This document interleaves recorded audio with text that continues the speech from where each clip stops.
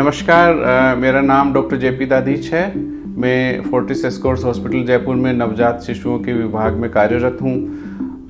आज हम यहाँ एकत्रित हुए हैं विश्व स्तनपान सप्ताह जो मनाया जा रहा है 2022 का पूरे विश्व में, उससे संबंधित जो थीम है breast feeding, step up for breast feeding, educate and support, तो उसके बारे में कुछ चर्चा करने के लिए हम यहाँ एकत्रित हुए हैं। मेरे साथ हैं डॉक्टर सत्येन हेमरजानी, डॉक्टर संजय चौधरी और डॉक्टर श्याम सुंदर शर्मा, जो ये तीनों यहाँ पर फोर्टिस एस्कॉर्ट्स हॉस्पिटल जयपुर में मेरे साथ कार्यरत हैं, यहाँ पर बच्चों के और नवजात शिशु के विभाग में। तो डॉक्टर संजय, सबसे पहले मैं आपके पास आता हूँ कि जब हम स्तनपान की बात करते हैं तो हम मुख्यतया स्तनपान के किन किन बिंदुओं की बात करते हैं? WHO, UNICEF, government of India, Rajasthan government, इनकी रिकमेंडेशंस क्या है स्तनपान के बारे में? दादीज सर, वर्ल्ड की सारी बड़ी संस्थाएं सच जैसे कि यूनिसेफ है, WHO है, या हिंदुस्तान की जो बड़ी संस्थाएं हैं IAP या सरकारी संस्थाएं हैं, इन्हीं सब का मानना यह है कि इसको हम 3 हिस्सों में डिवाइड कर सकते हैं। शुरुआत कब करें? शुरुआत हमको जन्म के तुरंत बाद, मतलब कि घंटे भर के अंदर अंदर, जैसे ही माँ और बच्चा स्वस्थ हों, जैसे ही वो फीड लेने के लिए तैयार हों, हमको तुरंत से चालू कर देना है। कब तक चालू रखना है? शुरुआती 6 महीना तो हमको एक्सक्लूसिव ब्रेस्ट फीडिंग देना है। एक्सक्लूसिव ब्रेस्ट फीडिंग मतलब कि बच्चे को ऊपर का दूध, ऊपर का पानी, ऊपर का गुड़, गुट्टी, गुड़लिया जैसी जो समाज में उपलब्ध वस्तुएं हैं या पेय पदार्थ हैं वो नहीं देना है। और कितने समय तक देना है? तो एक्सक्लूसिव ब्रेस्ट फीडिंग शुरुआती 6 महीने तक, और उसके बाद ऊपर का आहार के साथ में ब्रेस्ट फीडिंग कंटिन्यूड रखनी है। और 2 साल और 2 साल के आगे भी ब्रेस्ट फीडिंग की जा सकती है, लेकिन 2 साल तक तो बच्चे को मदर का दूध मिलना ही चाहिए। धन्यवाद डॉक्टर संजय, आपने बड़े अच्छे तरीके से समझाया कि जब हम स्तनपान की बात करते हैं तो हम बात करते हैं कि कब शुरू करना है, पैदा होने के बाद बच्चे के कितने दिन तक एक्सक्लूसिव ब्रेस्ट फीडिंग करना है, कितने दिन तक कंटिन्यू करना है, क्योंकि आम धारणा ये है कि 1 साल के बाद या 6 महीने के बाद बच्चे को स्तनपान की ज़रूरत नहीं है, दूसरी चीज़ें दे सकते हैं। लेकिन बच्चे को स्तनपान 2 साल तक कराना चाहिए, उसके बाद भी अगर करना चाहे बच्चा तो कराएं, और 6 महीने के बाद दूसरा ऊपरी आहार हमें देना शुरू करना चाहिए। डॉक्टर सत्येन, हम जब बात करते हैं ब्रेस्ट फीडिंग स्टार्ट करने की 1 घंटे के अंदर, तो उसी संदर्भ में हम बात करते हैं कोलोस्ट्रम की। तो जो कोलोस्ट्रम है वो क्या है, कोलोस्ट्रम देने के क्या फ़ायदे हैं, और किस तरह से कोलोस्ट्रम बच्चे को उपलब्ध कराया जा सकता है, इसके बारे में थोड़ी जानकारी दें हमें। तो ये आपने बहुत ही उचित क्वेश्चन पूछा है डॉक्टर ददी। और इसमें जो कोलोस्ट्रम है, कोलोस्ट्रम सबसे पहले फर्स्ट 3 से 4 दिन जो अपना दूध निकलता है माँ का, जो गाढ़ा पीला और बहुत कम मात्रा में होता है, जिसे कई तरह से एक लिक्विड गोल्ड भी कहा जाता है, ये जो है कोलोस्ट्रम, ये बच्चों के लिए बहुत लाभकारी है। अनफॉर्चुनेटली हमारी अभी भी सोसाइटी में ये भ्रांति है कि ये दूध देने से बच्चे को नुकसान होता है, जबकि इसके बहुत फ़ायदे हैं। कई फ़ायदे हैं, जैसे अपना बच्चे को इम्यूनिटी प्रदान करने के लिए इसमें लाइव सेल्स और साथ में इम्यूनिटी प्रदान करने वाली एंटीबॉडीज़ होते हैं। ये इस तरीके के होते हैं जो हम महंगे महंगे वैक्सीन्स खरीद करके बच्चों को लगाते हैं, उससे ज़्यादा फ़ायदा ये फर्स्ट 3-4 डेज़ में जो कोलोस्ट्रम आता है वो वैक्सीनेशन से भी बेहतर इम्यूनिटी बच्चों को प्रोवाइड कर सकता है। इसके अलावा ये बच्चों को ज़्यादा प्रोटीन और विटामिन ए देता है। हालांकि ये शुरू में कम होता है, पर जितनी भी मात्रा होती है बच्चों का पेट का साइज़ भी कम होता है, उनकी भूख भी शुरू में कम होती है। तो कोलोस्ट्रम देने से ही बच्चों का पेट भरा रहता है। कोलोस्ट्रम अपना बच्चों के लिए जो है इनकी इंटेस्टाइन्स में मूवमेंट भी ज़्यादा करता है, पॉटी ज़्यादा कराता है, और इनकी उल्टी वगैरह की भी क्षमता वगैरह जो है उसको कम करता है।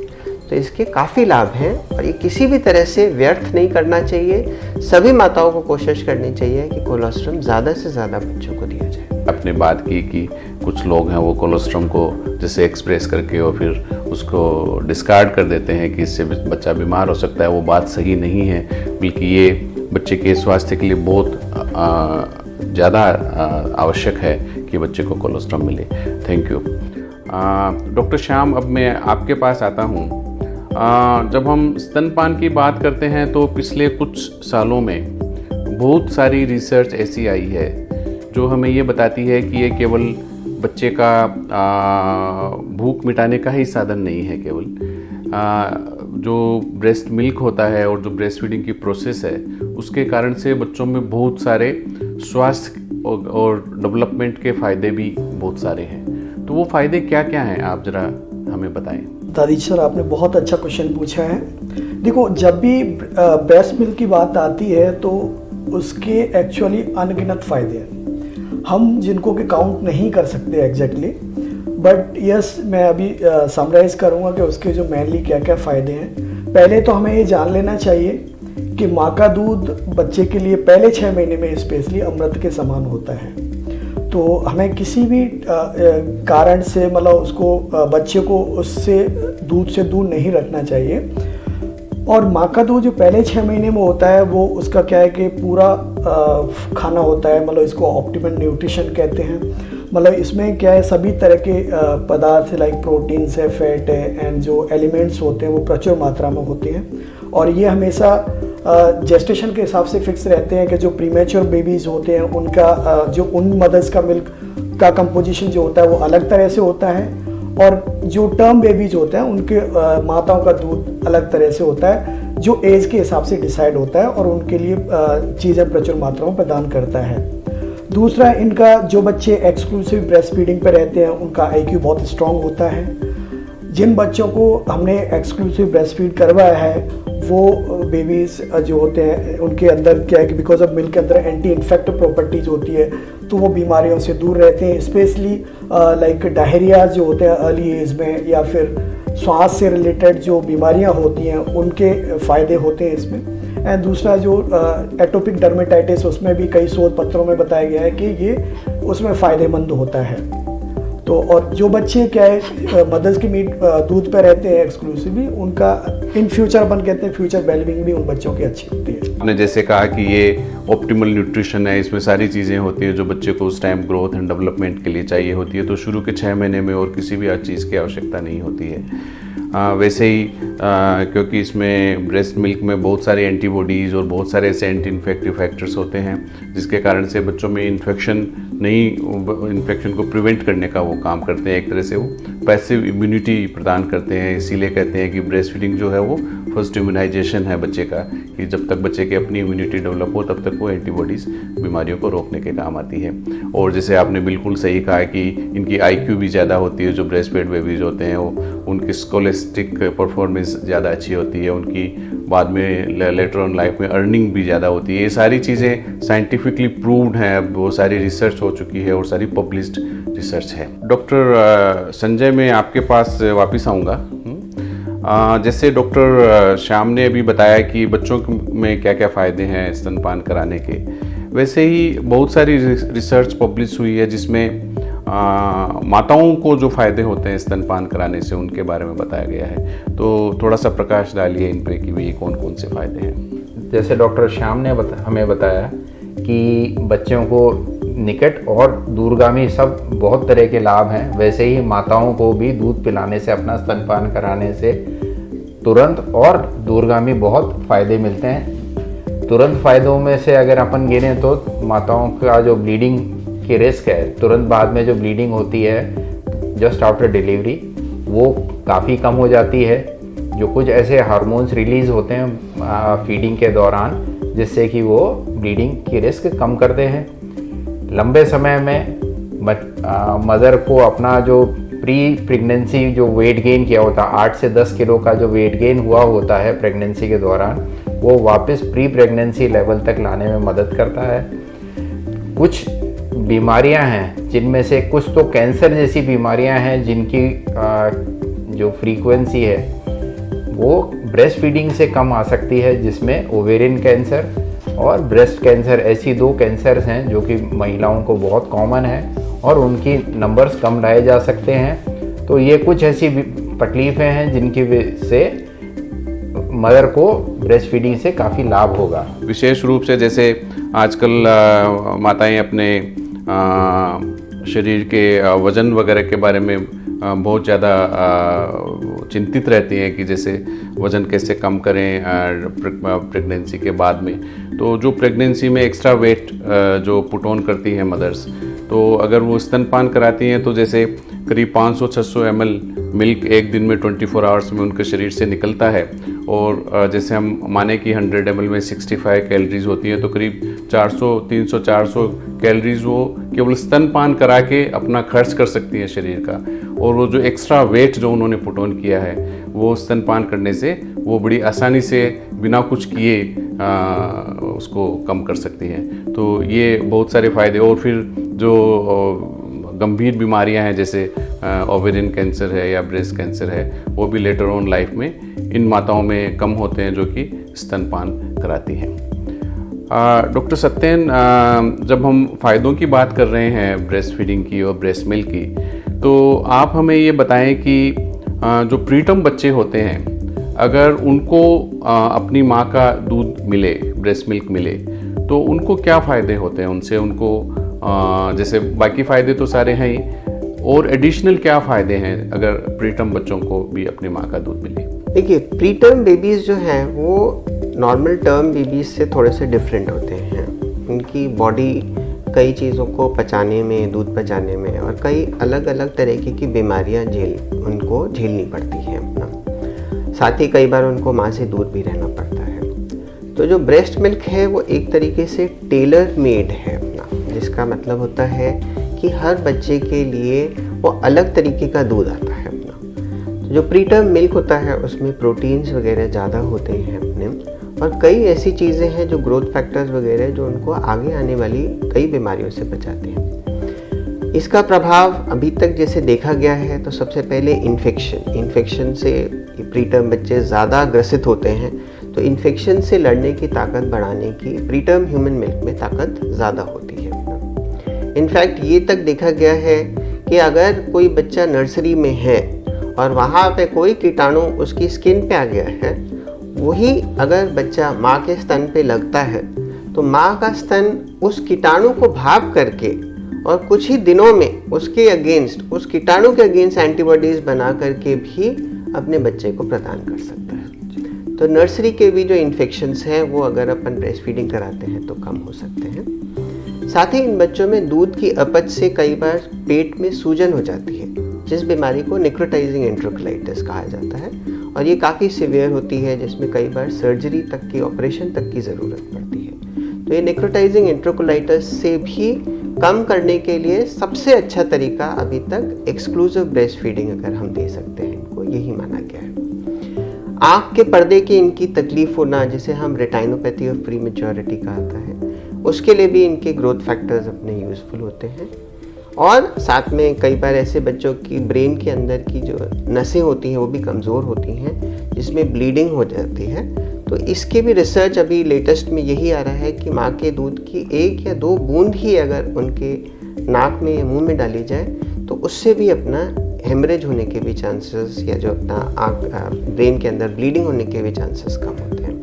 और इसका दूरगामी प्रभाव जो इन प्रीटर्म बेबीज़ में है कि साथ में रहने में बच्चे को साथ में मदर का प्यार भी मिलता है, माँ का दूध भी मिलता है, और इससे इनका जो न्यूरो डेवलपमेंट है, मतलब आगे सर्वांगीण विकास जो इनका ब्रेन का है, वो भी बहुत अच्छा देखा गया है एज़ कम्पेयर टू जो बेबीज़ जिनको माँ का दूध नहीं मिल पाता है। लेकिन प्रीटर्म बच्चे जो कि NICU में एडमिट हैं और जो जिनको तरह तरह की बीमारियां हैं, इलाज चल रहा है, उनको भी अगर अपनी माँ का दूध मिले तो उनमें कई सारी जो प्रॉब्लम्स है जो उनकी प्रीमेच्योरिटी के कारण से हैं, उनको प्रिवेंट किया जा सकता है, जिसमें कई तो बड़ी सीरियस बीमारियां भी हैं, जैसे आपने नेक्रोटाइजिंग एंट्रोकोलाइटिस का नाम लिया, सर्जरी की भी ज़रूरत पड़ती है और उसमें कई बार सर्जरी के बाद में भी जो रिजल्ट्स हैं वो पॉजिटिव नहीं आते हैं, इस तरह की भी चीज़ उसमें होती है। लेकिन उसको प्रिवेंट किया जा सकता है अगर माँ का दूध उसको मिले तो।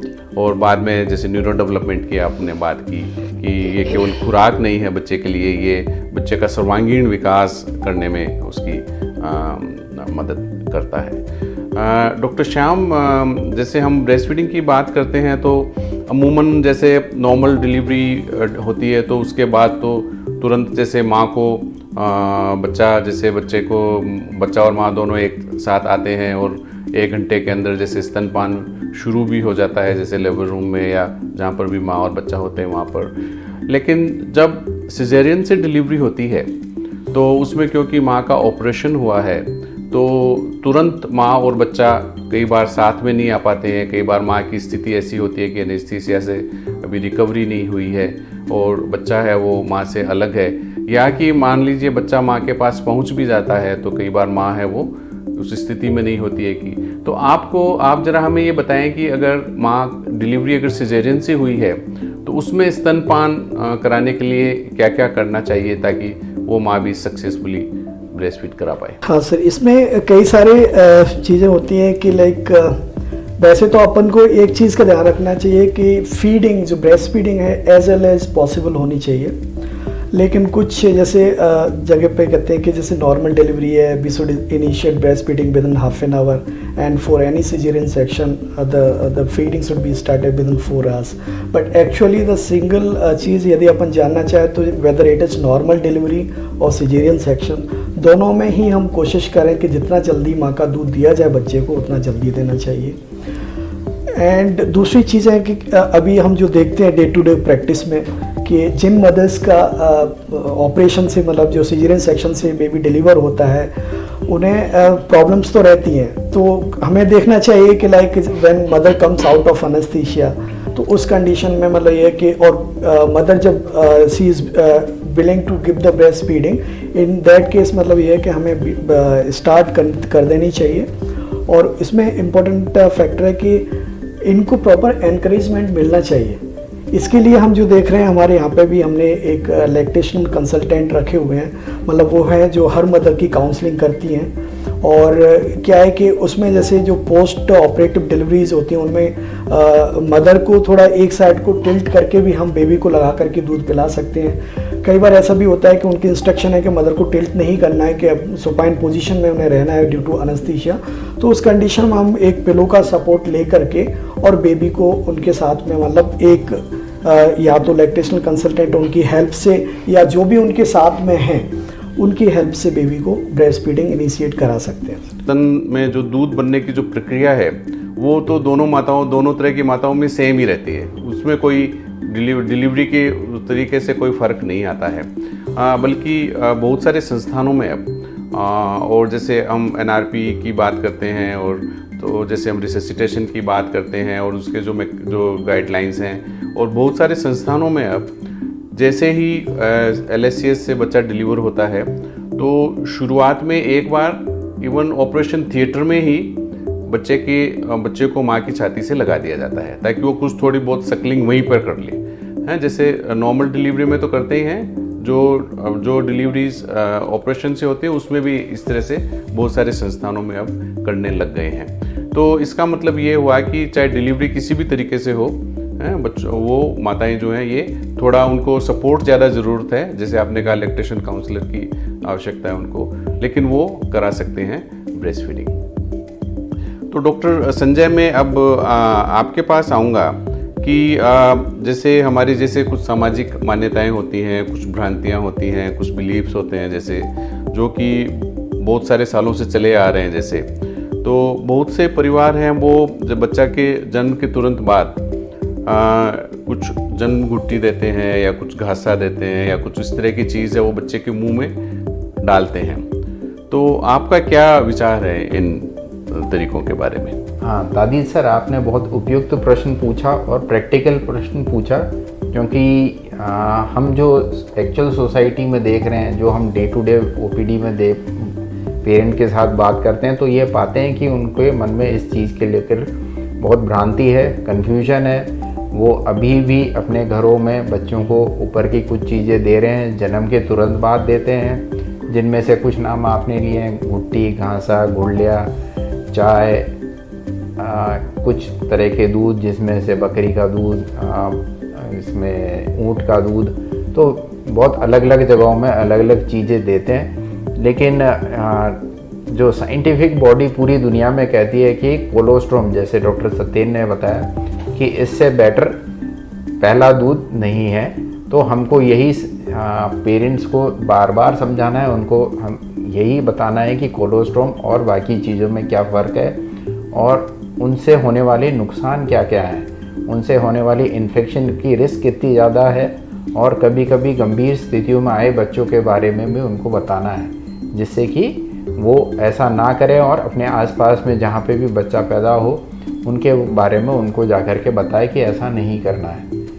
ऐसी स्थिति के अलावा कुछ परेशानियां और देखने को मिलती हैं, जिनमें बच्चों को घरों पे 2 महीने 4 महीने के बच्चों को शांत रखने के लिए, चुप रखने के लिए, सुलाने के लिए कुछ एडिशनल, जिसमें अफीम भी कुछ राजस्थान के कुछ इलाकों में चटा देते हैं, तो वो नहीं करना है, जिससे नहीं तो बच्चे के स्वास्थ्य को बहुत विपरीत असर पड़ता है और कभी कभी सीरियस गंभीर स्थितियां भी देखने को मिलती हैं। और जैसे ये चीज़ें ऐसी हैं जिनसे ब्रेस्ट फीडिंग तो रिप्लेस होती ही होती है, और इनके खुद के कारण से भी बच्चे को जो है नुकसान हो सकता है। तो डॉक्टर सत्येन, मैं आपके पास आया हूँ वापस एक प्रश्न लेकर कि जैसे अभी हमने सारी ब्रेस्ट फीडिंग के बारे में बात की कि क्या इंडिकेशन है, कैसे करना चाहिए, क्या ध्यान रखना चाहिए, क्या फ़ायदे हैं सब चीज़ों के सब लोगों को। तो आप हमें ये बताएं कि क्या ऐसी भी कोई परिस्थितियां हैं जिनमें कि ब्रेस्ट फीडिंग नहीं करना चाहिए? कुछ इस तरह की कोई मेडिकल कंडीशंस हैं, कोई इस तरह की साइंटिफिकली सारा कुछ देख के कुछ इस तरह के रिकमेंडेशंस हैं कि इन परिस्थितियों में माँ को दूध अपने बच्चे को नहीं पिलाना चाहिए? देखिए, ये जो कॉन्ट्रा इंडिकेशंस या जो परिस्थितियाँ जिसमें माँ का दूध बिल्कुल ही नहीं देना है, ये ऐसी बहुत ही कम ऐसी समस्याएं हैं जिनमें अपने को माँ का दूध बिल्कुल नहीं देना है। बाकी जो रिलेटिव कॉन्ट्राइंडिकेशंस जिसमें हम माँ और बच्चे का पूरा आकलन करके कि इसमें किस चीज़ में माँ का दूध ज़्यादा लाभकारी रहेगा या किस चीज़ में अपना नुकसान भी कर सकता है, वो कई हो सकती हैं अपना। पर एब्सोल्यूट कॉन्ट्राइंडिकेशंस में सिर्फ 3 मेजर जो तकलीफ़ें हैं, जिसमें एक, अगर बच्चा ऐसी विकृति के साथ पैदा हुआ है जिसमें मेटाबॉलिज्म, जो दूध के कई भाग होते हैं, उसको पचा नहीं पाए। तो इस तरह की कई बीमारियों में लक्षण उनको यही देखने को मिलते हैं कि बच्चे बहुत ज़्यादा उल्टी करते हैं या उनको दौरे आने की तकलीफ़ होती है, ताड़ आती है। तब जो डॉक्टर उनकी जांच कराते हैं और जब उसमें ये पाया जाता है, तब इन बच्चों को माँ के दूध से हटाया जाता है।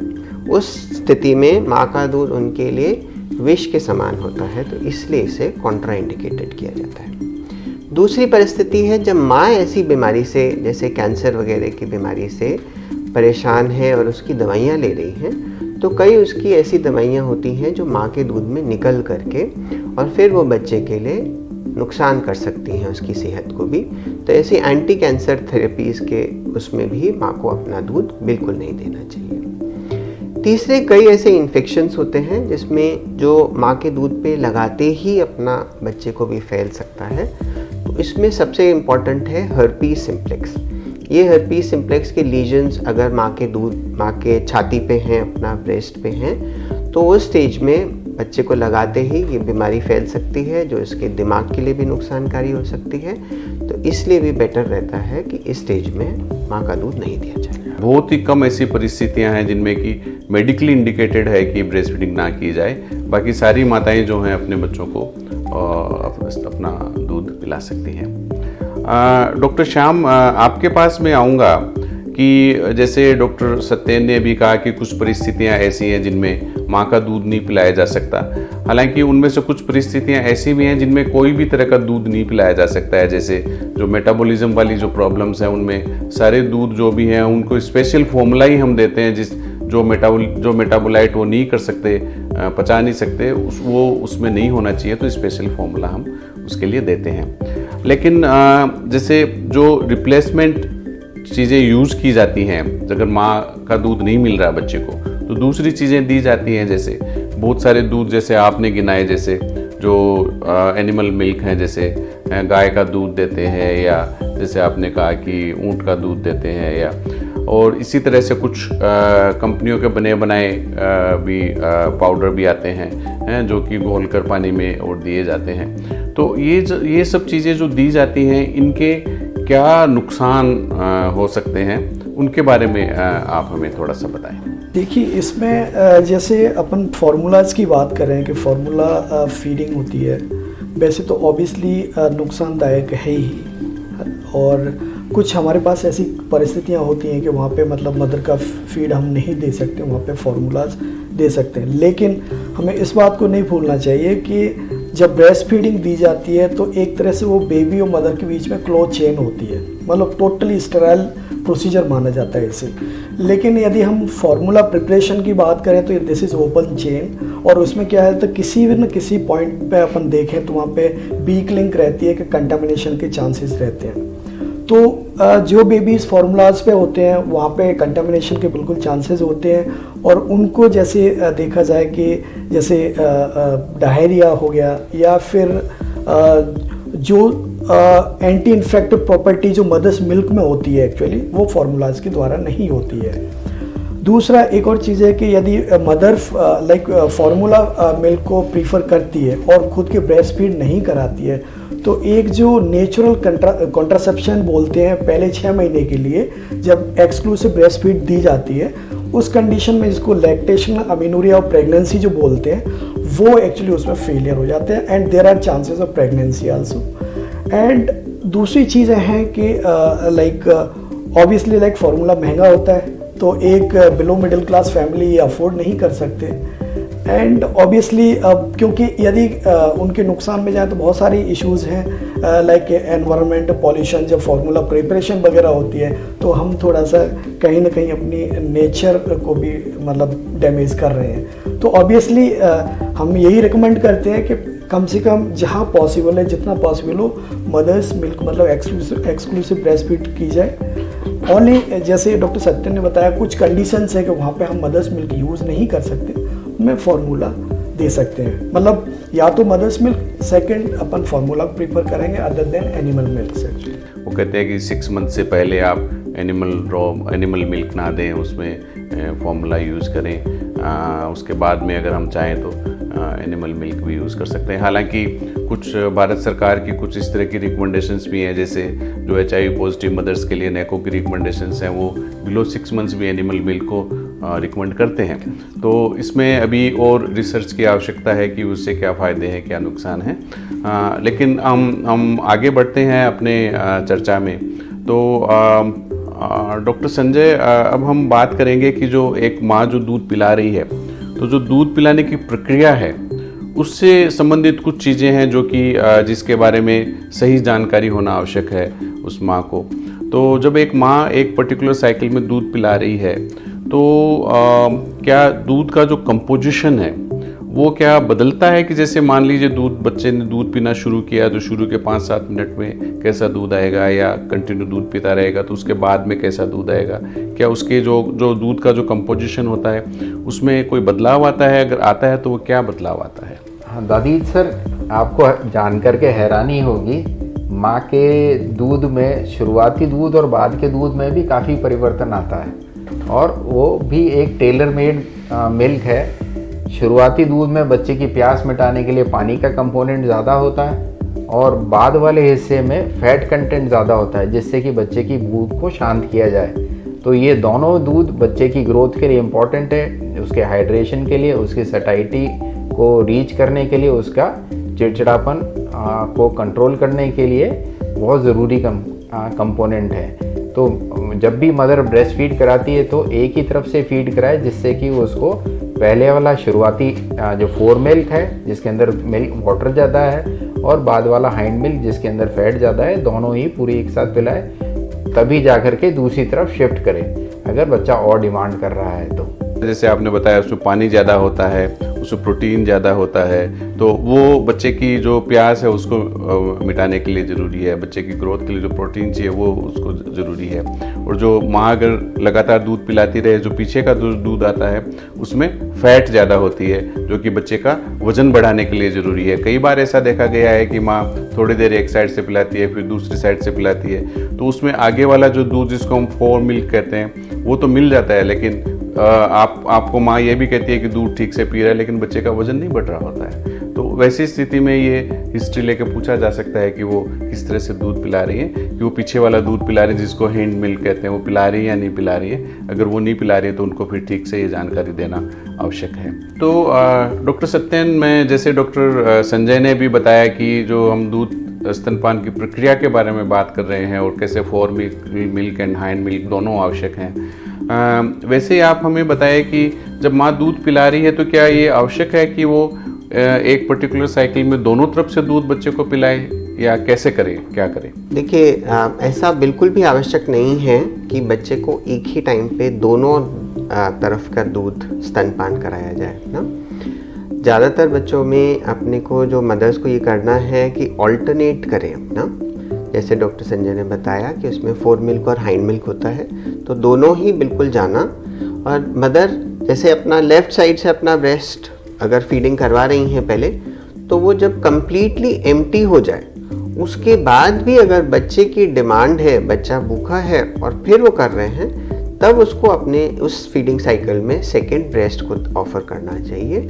इट हैज़ टू बी, जो बेबी का हम कहते हैं कि बेबी लेड या बेबी ऑन डिमांड फीडिंग, उस हिसाब से मदर को अपना फीडिंग ऑफ़र करना चाहिए। तो डॉक्टर सत्यन, आपने जैसे बिल्कुल सटीक जानकारी दी इस बारे में कि किस तरह से एक तरफ से स्तन को पूरा खाली करे माँ और उसी टाइम ऑफर करके देखे, अगर दूसरी साइड से अगर उसकी आवश्यकता है तो बच्चा ले, नहीं तो ज़रूरी नहीं है कि दूसरी साइड से भी पिलाया जाए। और जैसे हम बात करते हैं ब्रेस्ट फीडिंग की, तो हम कहते हैं, जैसे आपने कहा कि इन्फेंट लेड फीडिंग होना चाहिए, तो इन्फेंट लेड फीडिंग में एक और भी हम बात करते हैं कि जब बच्चे को भूख लगे उस टाइम वो दूध पिए, और जो उसकी हंगर क्यूज़ है वो आपको माँ, जो घर वाले हैं, माताएं, उनको आइडेंटिफाई करने की स्किल सीखना ज़रूरी है। कि जैसे बच्चा यूजुअली जैसे डिमांड करते हैं 2.5-3 घंटे में एक बार, तो वो कोई शेड्यूल करने की आवश्यकता नहीं है कि हर एक 3 घंटे में देना है। जब बच्चा डिमांड करे, इसको हम डिमांड फीडिंग जिसे कहते हैं, उस तरीके से वो फीडिंग करे। डॉक्टर श्याम, जैसे हम अपने आम जिंदगी में देखते हैं, और हम अपने जो हमारे पास जो बच्चे आते हैं, जैसे पेरेंट्स बच्चों को लेकर आते हैं, तो एक बड़ी ही कॉमन जो बात होती है, जो जब उनसे स्तनपान के बारे में पूछा जाता है, तो वो ये कहते हैं कि मेरा दूध पूरा नहीं आ रहा है। ये एक बड़ी क्या कॉमन जो है, ये दिमाग में भ्रांति रहती है ये। तो आप हमें ये बताएं कि ऐसे कौन से 2 साइंटिफिक इंडिकेटर्स हैं जो ये सुनिश्चित करते हैं कि किसी माँ का जो दूध है वो उसके बच्चे के लिए पर्याप्त है? इसमें एक्चुअली ये आपने बिल्कुल सही पूछा है सर क्वेश्चन, क्योंकि हम डे टू डे प्रैक्टिस में ये देख रहे हैं कि कई मदर्स कहती हैं कि डॉक्टर साहब मेरा मिल्क बिल्कुल सफिशिएंट नहीं है। जब हम वेट देखते हैं बच्चे का, तो वेट बिल्कुल अप्रोप्रिएट चल रहा होता है उसके एज के हिसाब से। तो अपन उनको यही एडवाइस देते हैं एक्चुअली कि सबसे इम्पॉर्टेंट है कि जब ब्रेस्ट फीड करा रहे हैं तो बेबी उसके बाद में फीड लेने के बाद में 2 से 3 घंटे सो रहा है कि नहीं आराम से, एंड उसके यूरिनेशन जो मतलब पेशाब करता है उसकी फ्रीक्वेंसी कम से कम 6 से 8 बार 24 आवर्स में हो रही है कि नहीं। कई बार इस पर भी वो काउंट नहीं करते हैं, तो मोशन को हम लेके चलते हैं, कई बार ऐसे 4 से 5 बार सेमी सॉलिड येलो स्टूल्स पास करता है बेबी, मतलब वो भी एक इंडिकेटर होता है कि अप्रोप्रिएट फीड जा रहा है। एंड ओवरऑल जैसे देखें कि यदि फीडिंग वो मदर कहती हैं कि हाँ ये तो सब ठीक है, देन फाइनली हम देखते हैं कि उसका weight gain somewhere around like 500 ग्राम से अब यदि मंथली यदि गेन कर रहे हैं, तो हम मान के चलते हैं कि वो बिल्कुल सही से ब्रेस्ट फीड दे रहे हैं और बेबी के लिए जो फीड जा रहा है वो अप्रोप्रिएट अमाउंट में है। और बच्चा पेशाब कितनी बार कर रहा है? 6 या 6 बार से ज़्यादा पेशाब अगर 24 घंटे में है, इसका मतलब उसकी इंटेक ठीक है, क्योंकि जो माँ का दूध होता है उसमें 80% से ज़्यादा पानी है और उसी से ही पेशाब बनता है, और वो अगर 6 बार से ज़्यादा है, इसका मतलब उसकी बच्चे की जो इंटेक है वो ठीक है। क्योंकि ये जो क्वेश्चन आता है बेसिकली, वो फिर अगर उनसे पूछा जाए कि आपको ऐसा क्यों लगता है कि आपका दूध कम है, तो वो बताते हैं कि जैसे बच्चा रोता ज़्यादा है, या बच्चा मुंह में उंगली डालता है, या इस तरह की बातें आती हैं। तो वो सारे इनका कोई साइंटिफिक बेसिस नहीं है, वो अलग अलग बच्चों की अपनी आदतें हैं, जो कोई ज़रूरी नहीं है कि वो दूध कम मिल रहा हो उसके कारण से आते हो। ये एक हम अंतिम पड़ाव पर पहुंच चुके हैं, और ये प्रश्न में डॉक्टर चौधरी, संजय चौधरी, आपसे पूछना चाहूँगा कि अभी जैसे कोविड जो पेंडेमिक चल रहा है, तो कोविड अगर किसी माँ को कोविड जैसे स्तनपान करने वाली माँ है उसको अगर या डिलीवरी के टाइम में पता चलता है कि कोविड पॉजिटिव मदर है जिनकी डिलीवरी हुई है, तो ऐसी माताएं क्या अपने बच्चों को स्तनपान करा सकती हैं? आप कोई इसमें अभी जैसे बहुत सारी रिसर्च अब हो चुकी है, अब हमें पता है कि इसमें तथ्य क्या हैं, तो हमें थोड़ा सा ये बताएं कि ऐसी माताएं क्या करें, वो स्तनपान कराएं ना कराएं, कुछ और दें, क्या करें? दादी सर, कोविड अब हमारे समाज में रच बस चुका है जैसा मुझे लगता है, और हमने और पूरी दुनिया से जो रिपोर्ट्स आ रही हैं उनको हमने काफ़ी गहनता से देखा है और समझा है कि कोविड से बच्चे को तभी दिक्कत है जब वो मदर को एक्टिवली इन्फेक्शन है। और वो ये भी रिसर्च में प्रूव हुआ है कि कोविड का जो वायरस है वो मिल्क में नहीं निकलता है, दूध से नहीं निकलता है, तो दूध बंद करने से उसको कोई फ़ायदा नहीं होने वाला, अपितु नुकसान ही होगा। क्योंकि अब आप सबने बताया कि मदर के दूध में कितने फ़ायदे हैं, इमीडिएट फ़ायदे हैं, लंबे फ़ायदे हैं, तो उन फ़ायदों को तो हमको ध्यान में रखना ही होगा मदर को कुछ भी एडवाइस करने से पहले। तो ब्रेस्ट फीडिंग हमको कंटिन्यू रखनी है। मदर से बच्चे को इन्फेक्शन होने से बचाने के जो प्रभावी उपचार हैं जो हमने देखे और हमने एडवाइस किए और बच्चों को इन्फेक्शन होने से बचाया भी हमने, उनमें से प्रमुखता से दो ही चीज़ रही। एक तो मास्क हमने प्रॉपर लगाने के लिए बोला और हैंड हाइजीन दूसरी चीज़ थी, जिसको उनको हर बार फीड कराने से पहले मास्क लगाना है, मास्क क्लीनली लगाना है, पूरा सील्ड सिक्योर्ड वे में लगाना है और फीड कराने से पहले अच्छे से 1 मिनट के लिए पूरे अच्छे से साबुन से हाथ धोने हैं। ये दोनों प्रभावी तरीके थे, इनसे बहुत अच्छे तरीके से बच्चों को हमने देखा कि इन्फेक्शन नहीं फैला है। जहाँ पे भी ब्रेकेज हुआ है वहीं पे भी इन्फेक्शन फैला है। रिसर्च में ये देखा गया कि जो माँ का दूध है उसमें तो कोई कीटाणु है ही नहीं जिससे बीमारी हो सकती है, बल्कि जिन माताओं को कोविड हुआ उनकी जो एंटीबॉडीज़ बनी कोविड के खिलाफ वो ब्रेस्ट मिल्क में निकलती हैं, तो वो बच्चों को एक पैसिव इम्यूनिटी देती है। जैसे हम एडल्ट्स को तो वैक्सीन बहुत बाद में मिला, लेकिन जो छोटे बच्चे जो पैदा हो रहे थे उनको अपने माँ से वो एंटीबॉडी शुरू से ही मिल रही थी और वो एंटीबॉडी जैसे 5 महीने तक कंटिन्यू हाई टाइटर में उनके माँ के दूध में मिली। और जो जिन माताओं ने वैक्सीन लगवा लिया उनके भी दूध में वो कोविड के अगेंस्ट जो एंटीबॉडीज़ हैं वो बच्चे को पैसिवली मिलती हैं। तो कोविड-19 की जो पॉजिटिव मदर्स हैं उनको अपने बच्चे को स्तनपान कराने में कोई नुकसान नहीं है, क्योंकि ये बीमारी है वो ब्रेस्ट मिल्क में नहीं जाती है। और जो आपने प्रिकॉशंस बताए, ऑफ कोर्स वो प्रिकॉशंस तो रखने ज़रूरी हैं, क्योंकि वो तो बीमारी किसी से भी हो सकती है, माँ से क्या किसी घर में किसी और से भी हो तो किसी को भी से भी बच्चे को हो सकती है। तो मैं आप सब लोगों का बहुत धन्यवाद देता हूँ कि आज स्तनपान के बारे में और ये विश्व स्वास्थ्य सप्ताह जो हम मना रहे हैं 2022 का, उसके थीम से रिलेटेड जो भी डिस्कशन था, चर्चा थी हमने बहुत से इम्पोर्टेंट क्वेश्चंस थे जो दिमाग में आते हैं स्तनपान कराने वाली माताओं के और उनके परिवार के सदस्यों के, उनके बारे में हमने डिस्कस किया और आपने बहुत ही अच्छे तरीके से सारे जो क्वेश्चंस थे उनके जवाब दिए हैं। तो मैं ये उम्मीद करता हूँ कि ये जानकारी है ये समस्त जो भी ये प्रेग्नेंट एंड लैक्टेटिंग मदर्स हैं उन तक पहुँचेगी और वो ये जानकारी है उनके लिए लाभप्रद साबित होगी। धन्यवाद। नमस्कार।